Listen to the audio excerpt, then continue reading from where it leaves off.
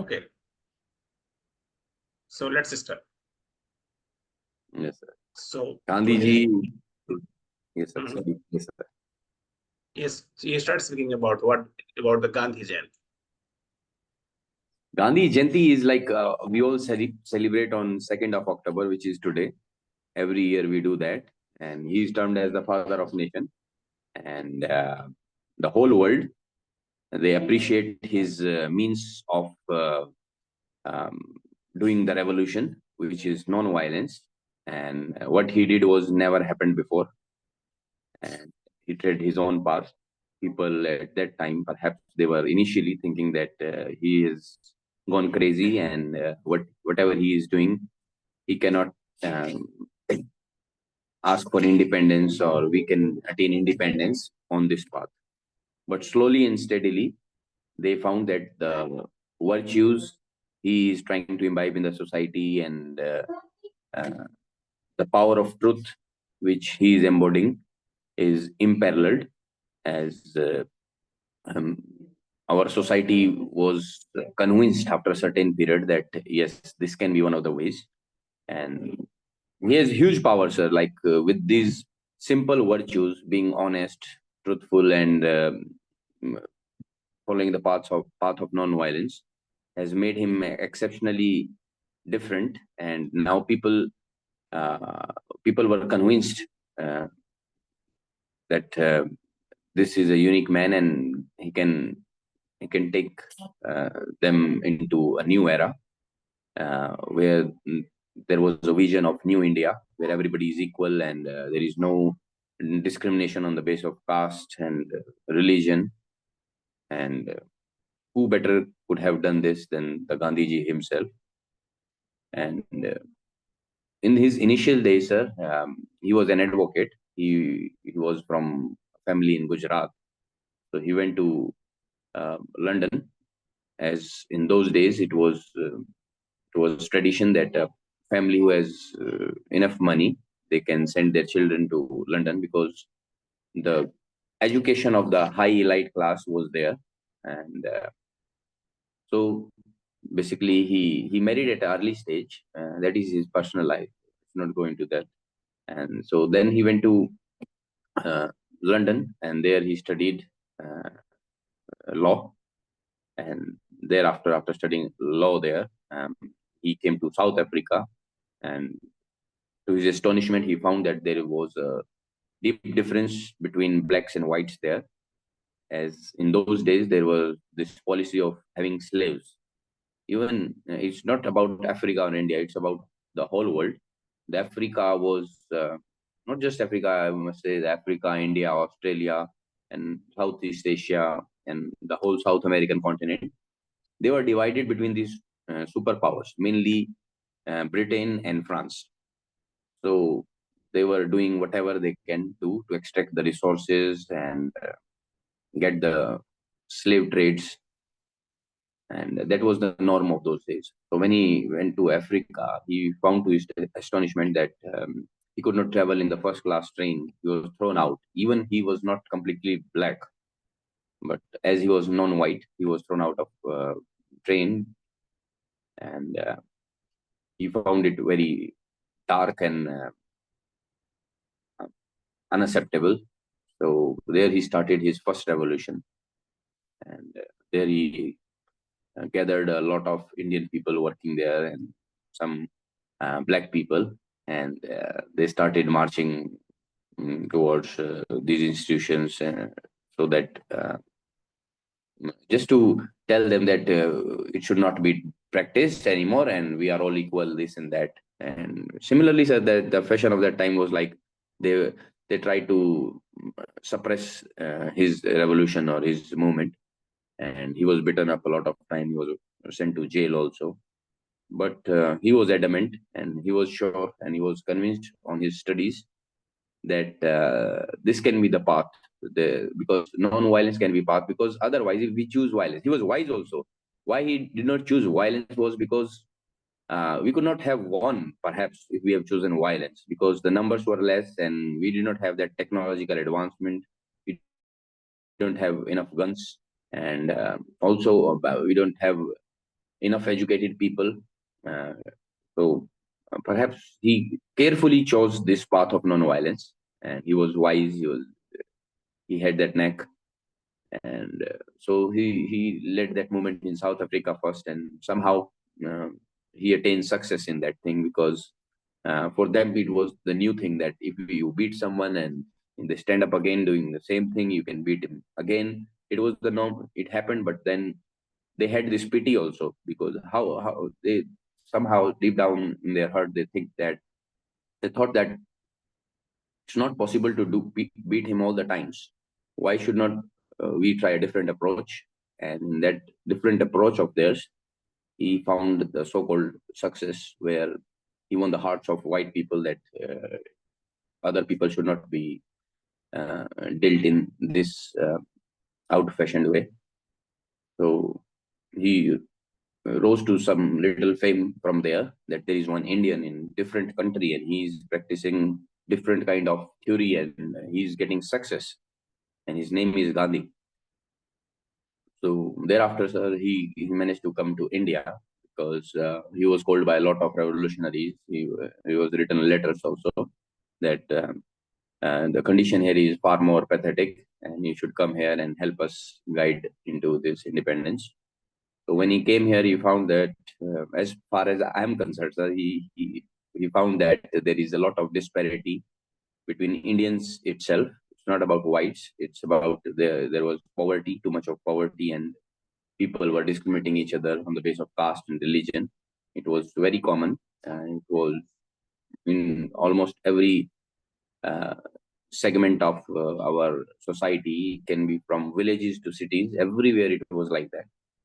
So he tried to awaken these people by making speeches earlier, and he was supported by the rich and elite class who were into that revolutionary sect, that they can support him by um, gathering people in the initial stage, and by the money also if it is required, because sometimes these revolutions uh, they require a lot of money to gather people and to send the message to further fragments of the society.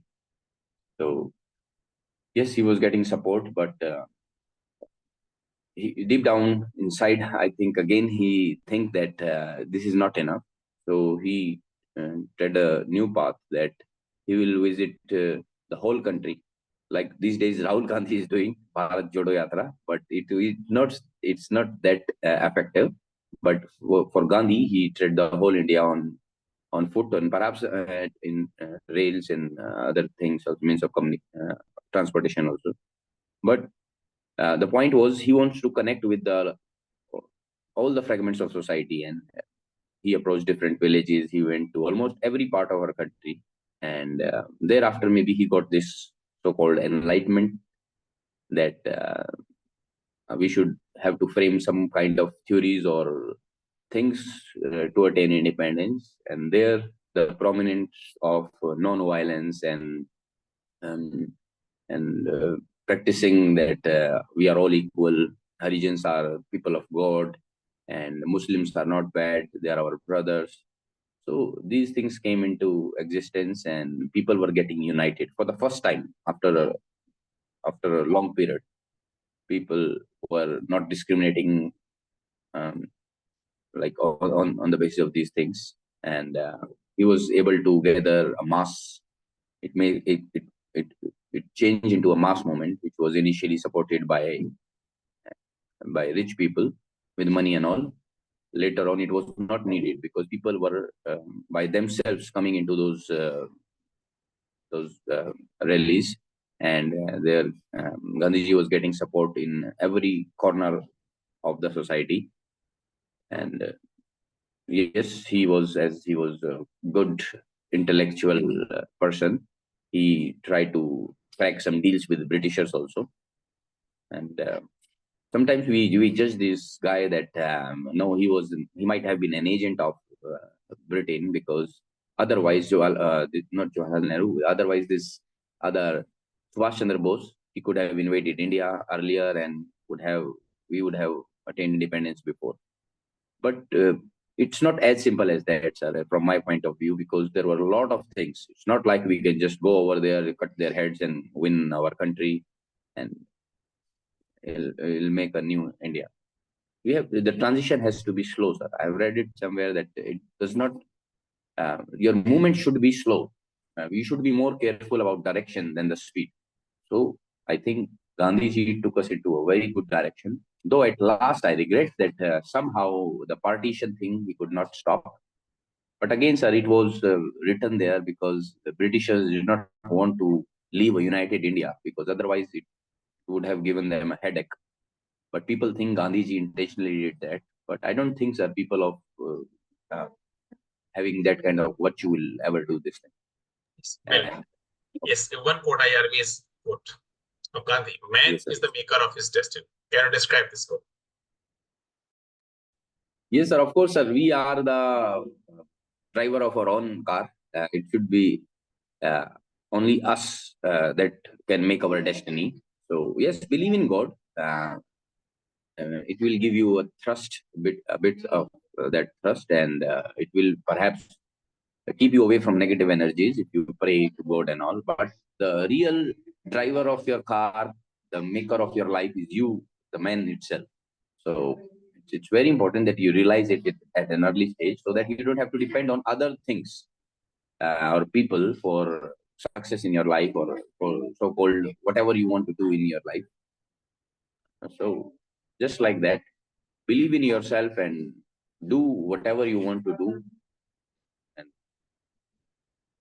whatever it's going to take. Just withstand all the opportunities and term it as challenges and try to overcome them, and the world will be yours. So yes, we have learned a different thing from Gandhiji also, that if we depend on other people and don't do it by ourselves, we might not get what we want for ourselves. And that's what our country, in the journey of Gandhiji, our country was discovering itself. So it was like we are getting new identity, but we already had new identity, but it was refining moment for us. India was getting refined, that there is one country out there, which out of nowhere, actually, in the third world, where people are spiritually oriented, and people are intelligent also, perhaps, and they practice such. For them, it was an occult thing, that how can a person with non-violence, how a country with non-violence can fight against the most oppressive force of world ever has seen, which was Britain. But they did it.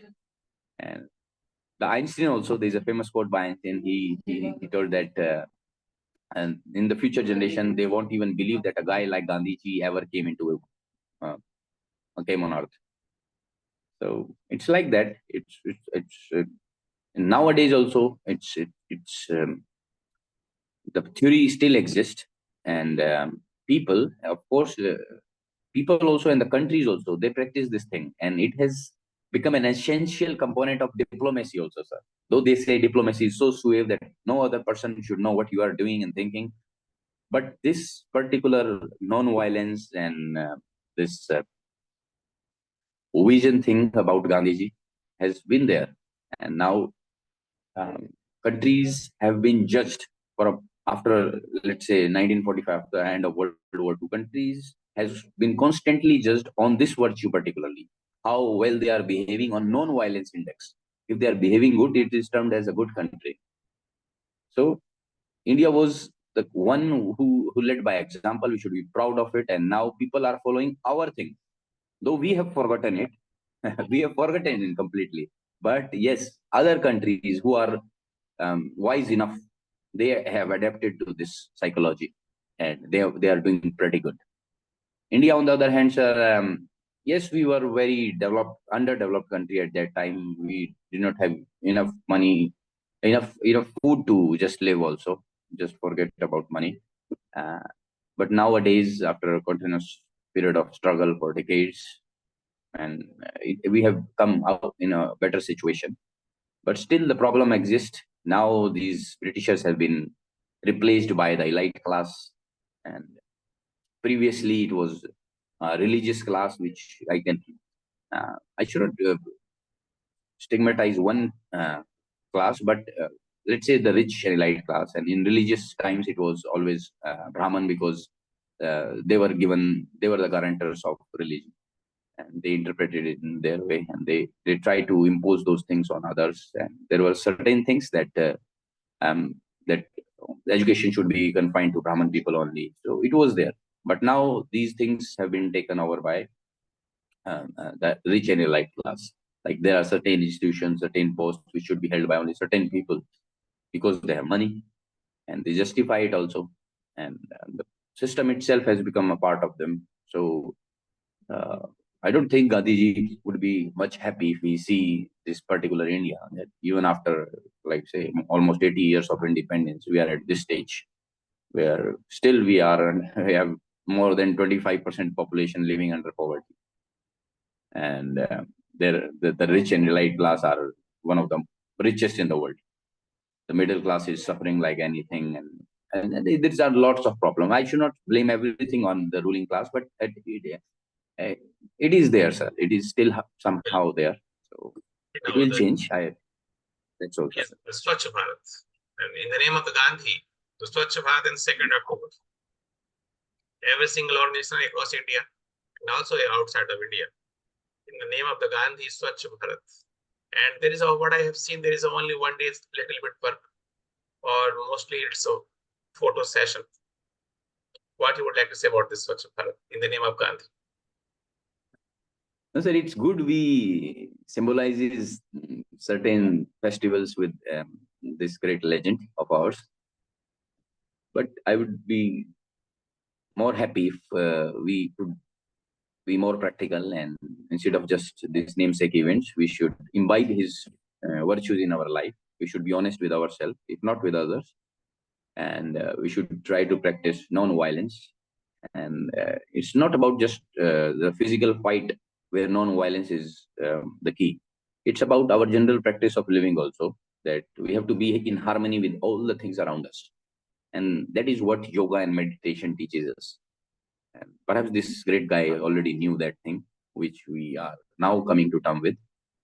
So, but it's good that somehow we are remembering this guy by putting his face on the currency and celebrating some festivals. And this currently, like you said, the Swachh Bharat Abhiyan, it was good that we put a face of him in. But I would be like, again, far more happy if they do a lot on practical level than just on the faces. So that's also right. Yes, what lesson we should learn from the Gandhi at the young people?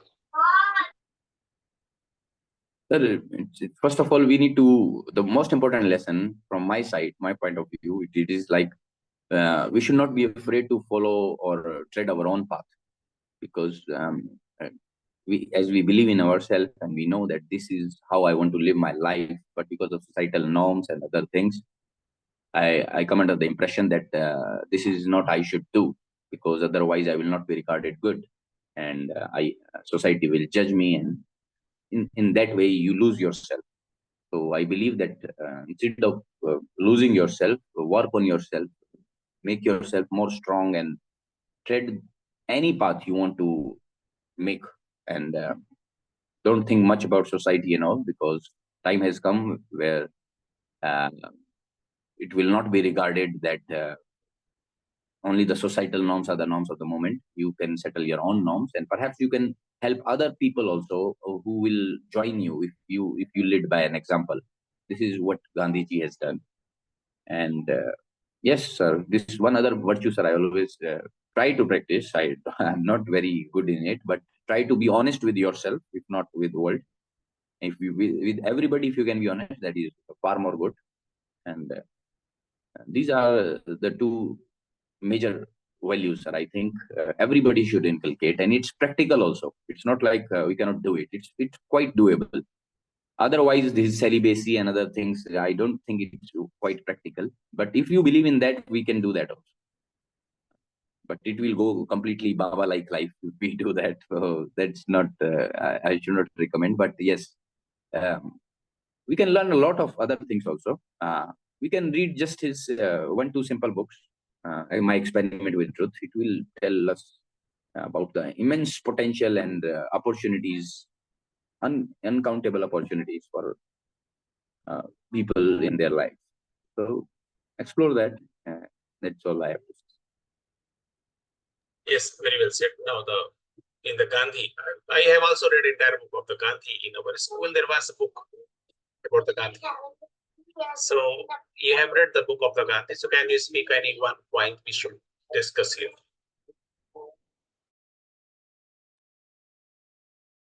Well, sir, what to say, sir? Here, though, sir, with regards to book also, it is all like that. His life was quite transparent. Whatever we have seen in textbooks also, it is there in the books. But there he have practiced a lot of theories on himself. He has experimented on his own life. Like he read somewhere that honesty is a good virtue. He tried to practice it in his life. And sometimes because of diplomacy, if he's not being honest, he would tell the other guy or himself also that he was not being honest at that particular time. He was very practical guy, sir. And yes, of course, he practiced celibacy also for quite some time. He found, and maybe he read somewhere that it will boost up energy, or it will make him a better person. So he tried to practice that also. And people will say negative things about there were two women who were like constantly his companions. But actually he was trying, he was experimenting his celibacy in that environment where two young women are there, and where he will feel an urge of making some uh, he was feeling this urge of treading away from his path of celibacy, but he did not, because he was honest, clear. So uh, there are things, sir, where he has made an impression that only the weak people can be strong. And like in Africa also, taught this point that you are weak, but only you can be strong. Strong people are already strong. Why? How can they be strong? They are already strong, and there is no point of being more strong or less weak or more weak. If you are weak, just be strong. Work on yourself, and you know your things.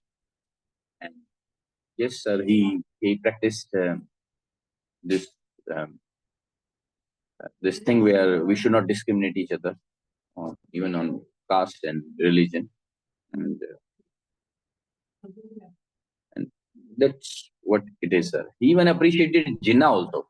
But sir, I when I initially in my early stage of life, I thought that Jinnah was the main culprit of our this thing, so-called partition, and he might have been the villain of Indian people and this and that. But when I read about Jinnah, he was a fantastic man too, sir, and they were contemporaries. Though he get into the law practice, he became advocate. He was practicing law in various courts, and he was also a great man, sir. But yes, of course, not he. If we compare both of them, he was a different, altogether a different person. But we cannot say he was a bad person, sir. I must say, with Gandhi, it will always come, because Gandhi is termed as the father of Hindustan, and Jinnah the father of Pakistan, the two separate countries which came into existence after partition. So both were equally good, but yes, Gandhiji was fast, practical, and appeased to the lower segments of the society. Jinnah was confined to the top-notch people only. So yes, like that, sir. We can just imagine what would have been happened. But the things which have been told to us by, let's say, conservative people, and who don't have that extraordinary ability to understand the particular situation, yes. Yes. Now, what happens? The real strength is shown when after your death. How many people remember you? And in the Gandhi has absolutely fantastic legacy. After his death of around 75 years, people are discussing, not inside India, outside India. That is a very powerful thing. What you would like to say, Mr. Gandhi? No, it's very great, sir. World has been shaken, sir. It's not just Indian and only the part of our country that has been affected by his death. The world, the whole world was mourning. And after, I think, after World War II, it was the first incident when the whole world, the first world, the second world, the third world, everybody was mourning on his death. And so, yes, he rose to such a prominence with simple weapons like non-violence and being honest. And he somehow he managed to get us, managed to attain our independence by 1947. And yes, sir, he left a huge legacy. Everybody knows him. And one should also think about this, that before dying, we should also leave something like that. But my point here is that it's very simple. I don't um, believe in much of the things that what will people call if I die. I just if you want to make an impression, make an impression when you are alive. If you will die, who will remember you? Yes, of course you will be remembered, but will that be serving me, sir, in any kind of purpose? I don't think so, sir. But yes, if you leave a legacy like Gandhiji's that can make an impression on the whole world, and it has the ability to change and the basic process of the world, it's very recommendable, and it's one of the things, sir, because not much people from our countries, they are getting remembered at a world stage. It was only Gandhiji, Subhash Chandra Bose, Vivekanand, and then Nehru, and it was nowadays it was Modi. So not many people are being remembered all around the world because they don't know. Even we always say Modi, Modi, Modi. People don't know Modi, sir. They know that there is a country called India and it's somewhere, and there is a leader by the name of Modi. But what to say, sir? I don't want to speak on this. I don't want to change my topic, but uh, we have become more jingoistic, sir. I think we should go back to our independent style um, character, where after facing so much of struggle, we have come out of this thing that everybody is equal. Nobody has to be, very jingoistic, and religions also are part of a culture. But we have forgotten that. And the last 10 years has been the last nail on this coffin. So I don't really appreciate the present government moves on like alienating Muslim people from our society. Yes, Apart from that, I really appreciate right. the Now, infrastructure. there is, yes. So the major concern is unemployment in India. So what was the Gandhi's view and how he can handle this situation of India? It was a self sustainability that as we are a poor country, we have to import a lot of food items, and we cannot do that because we don't have huge balance of trade or balance of payment. And so, how can we do that? It was very practical, sir. Maybe he was very practical. He in these things, sir. He did not do like something extraordinary. It was there, sir, on the plate, sir. Sometimes when I read his books, it was there. Even he said that what there was no other option. We have to self-sustain. If we don't do that, we will die. As simple as that. So, but as he was a famous leader of that era, whatever he will say, it will go to all the sects of society. And yes, he told everybody, he advised them, even the government and the Britishers also, that we should grow more so that at least we should not die out of hunger. And this was the main philosophy behind self-sustainability. And yes, now today we are reframed it in the name of Atmanirbhar. And it's, it's very important that we tread on this path. But nowadays it's not what to say. I don't want to go there, sir. But yes, it's good, sir. Whatever he did, Gandhiji, I really appreciate. He's a man of character. And if a man of character do things stuff like this, it's really appreciable. Okay, very Now well world said. has changed. We are using it only when it is required. So we should change that and believe that we are the sons of those people who have tread this path of struggle. We have faced so many difficulties in our life, and only because of them we have come to this stage where we can shout like this. Otherwise, we did not have this ability to shout also. So we should know that shouting is not the answer to all the problems. So that's also happened. Okay. So, okay, very nice conversation. But today we are closing here. Again, tomorrow we'll Thank you very much, sir.